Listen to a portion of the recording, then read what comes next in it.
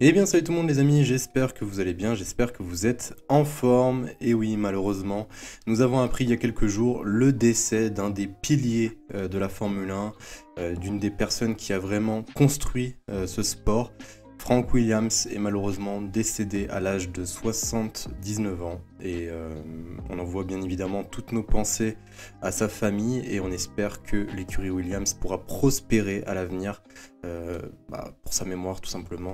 En tout cas, dans cette vidéo news, vous allez apprendre beaucoup de choses. Alors j'ai préparé beaucoup de news, mais notamment une news sur, je vais faire on va dire entre guillemets un petit hommage quand même à Frank Williams. Après j'ai eu une idée, vous me direz si ça vous intéresse dans les commentaires, faire une vidéo sur la vie de Frank Williams, de savoir quels sont les pilotes qu'il a pu aider dans leur carrière, quels sont les pilotes même qu'il a pu monter au rang de champion du monde. Je pense que ça pourra intéresser plus d'un pour ceux qui ne connaissent pas ce personnage emblématique de la F1. Je pense que ça pourrait être une très très bonne idée. En tout cas, on est parti maintenant pour la première news et croyez-moi, aujourd'hui on a vraiment du lourd et du lourd. Encore quelques news par-ci par-là qui sont vraiment pas mal par rapport à cette fin d'année 2021 et même à l'année 2022 et même jusqu'à 2023. Donc pas mal de choses à dire aujourd'hui. On est parti pour la première info. Alors on est parti maintenant pour la première news, elle concerne le leader du championnat du monde, je parle bien évidemment de Max Verstappen. Alors Max Verstappen pourrait potentiellement être en danger, d'après certaines rumeurs qui circulent dans le paddock de la F1, Max Verstappen pourrait potentiellement écoper d'une pénalité due à un changement de son moteur à combustion interne. Alors du coup ça devrait faire l'inverse que ce qui s'est passé pour Lewis Hamilton au Grand Prix du Brésil.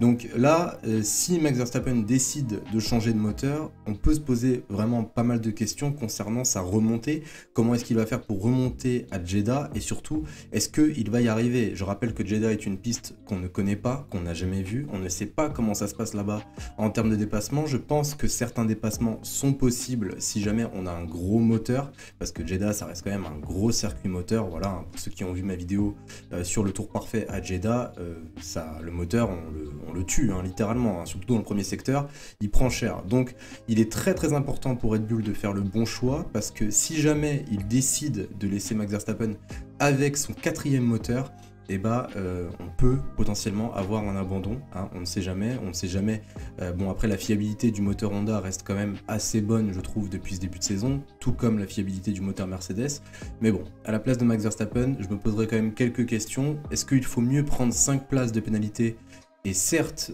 ne pas avoir de soucis de fiabilité, ou ne pas prendre ces 5 places de pénalité et risquer un abandon qui pourra être potentiellement un gros handicap pour le dernier Grand Prix à Abu Dhabi? Dites-moi dans les commentaires ce que vous auriez fait à la place de Red Bull, mais en tout cas, les chances pour que Max Verstappen utilise un cinquième moteur à combustion interne sont, on va dire entre guillemets, à 50%. Voilà, je vous le dis. On passe maintenant à la deuxième news.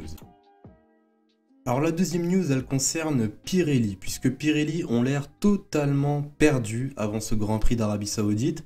C'est, on va dire entre guillemets, assez normal, parce que c'est une piste, comme je l'ai dit tout à l'heure, qui est inconnue au bataillon. On ne sait pas vraiment comment ça se passe en termes de dégradation.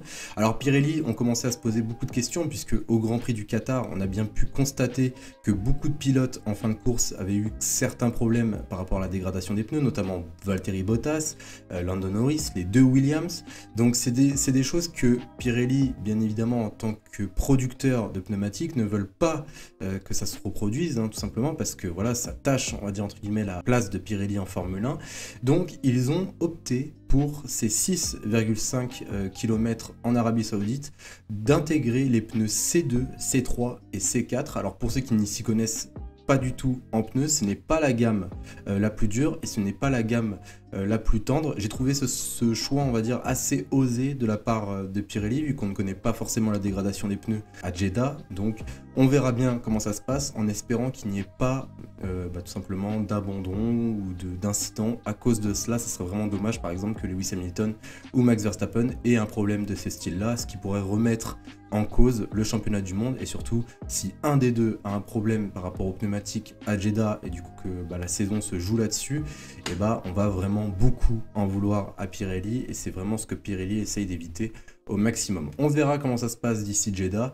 En tout cas, on passe maintenant, parce que là on va dire que c'est la news point circuit, on passe maintenant à un autre pays, et c'est la Chine, puisque la Chine pourrait intervenir d'ici 2023 en Formule 1 de deux manières différentes. Qu'est-ce que j'entends par le deux manières? C'est on pourrait avoir tout simplement deux grands prix en Chine d'ici 2023.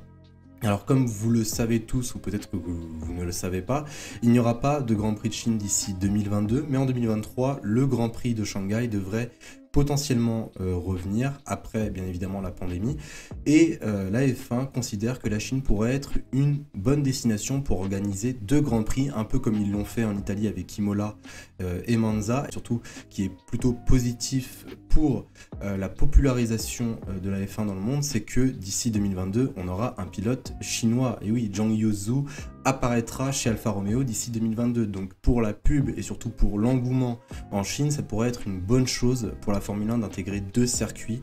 Alors il y a beaucoup de places en Chine qui ont déjà proposé à la F1 de pouvoir accueillir un Grand Prix, on ne sait pas encore lesquels, mais potentiellement plusieurs circuits en Chine ont le grade 1, donc on verra bien. On termine maintenant ce point circuit et on passe à la prochaine news. Alors, troisième news, et celle-là, ça m'a assez fait rire pour le coup, puisque Cyril Abiteboul, l'ancien directeur de Renault, avant qu'il devienne Alpine, a tenu son pari concernant le podium de Daniel Ricciardo.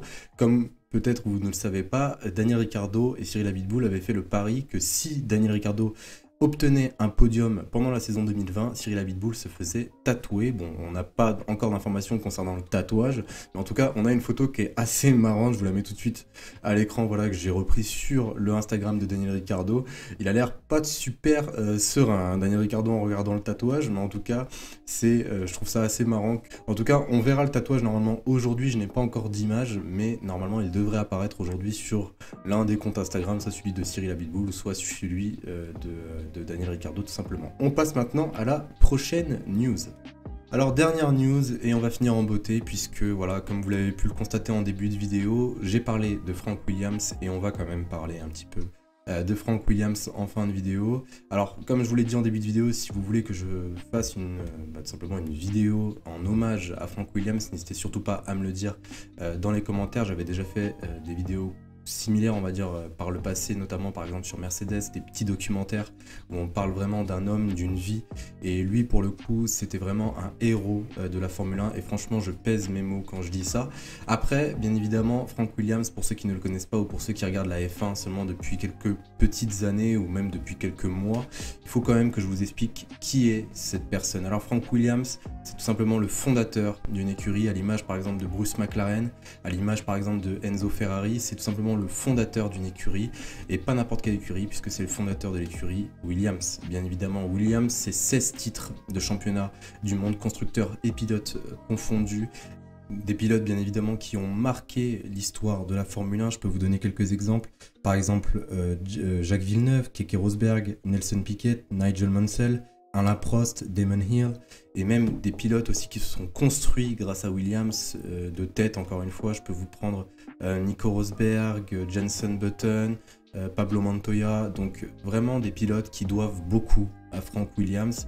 Donc voilà, je voulais finir cette vidéo sur cette personne, tout simplement parce que voilà, elle a marqué l'histoire de ce sport. En tout cas, j'espère vraiment que cette vidéo news vous aura plu. Si c'est le cas, n'hésitez surtout pas à laisser un petit like si vous avez aimé, à vous abonner si ce n'est pas déjà fait. Et sur ce les amis, on se retrouve vendredi, voilà, pour la vidéo analyse de l'avant-dernier Grand Prix de cette saison. Et sur ce, je vous souhaite une excellente journée, une excellente soirée. Prenez soin de vous et je vous dis à la prochaine.